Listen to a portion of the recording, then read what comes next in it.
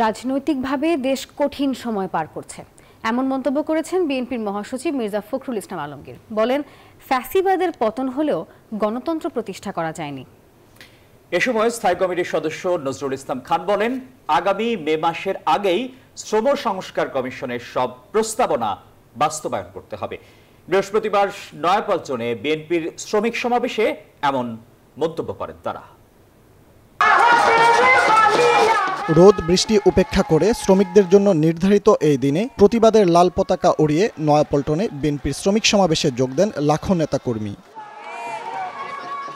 নির্ধারিত সময়ের আগেই জনসমুদ্রে পরিণত হয় নয়াপল্টন এলাকা।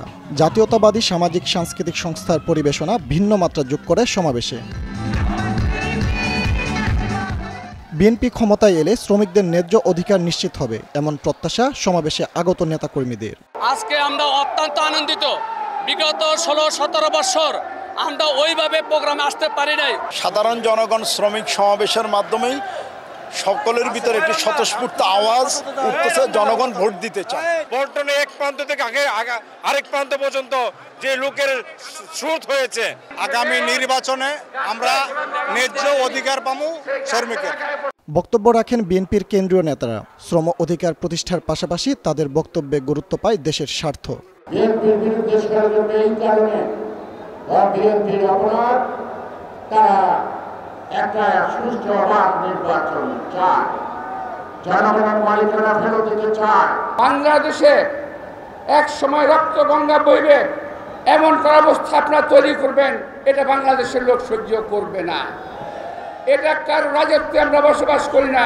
আমরা আজকের এই সভা থেকে আমরা দাবি করব যে শ্রম সংস্কার কমিশন থেকে যে প্রস্তাবগুলি দেওয়া হয়েছে তা আগামী মে দিবসের আগেই আইন করে বাংলাদেশে বাস্তবায়িত করতে হবে।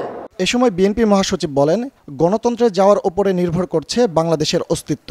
দাবি জানান সংস্কার শেষে দ্রুত নির্বাচনের। আজকে আমরা রাজনৈতিকভাবে একটা অস্বাভাবিক পরিস্থিতি পার করছি। আমাদের একটা ছাত্র জনতার উত্থান হয়েছে, আমরা একটা ভয়াবহ ফ্যাসিস্টকে দেশ থেকে তাড়িয়েছি, আমরা ফ্যাসিবাদের পতন ঘটিয়েছি, কিন্তু এখন পর্যন্ত আমরা গণতন্ত্রের উত্তরণ ঘটাতে পারি না। এখন পর্যন্ত আমাদের যেটা আকাঙ্ক্ষা যে আমরা আমাদের জনগণের ভোটের মাধ্যমে আমরা একটা আমাদের সরকার গঠন করব, পার্লামেন্ট গঠন করব, সেটা কিন্তু আমরা এখনো গঠন করতে পারিনি। আরাকান রাজ্যে মানবিক সহায়তার করিডোর দেয়া প্রসঙ্গে মির্জা ফখরুল বলেন, রাজনৈতিক দলকে উপেক্ষা করে অনির্বাচিত সরকার যদি কোনো স্পর্শকাতর চুক্তি করে জনগণ তা মেনে নেবে না। ফজলে রাব্বি, সৌরভ, নিউজ 24, ঢাকা।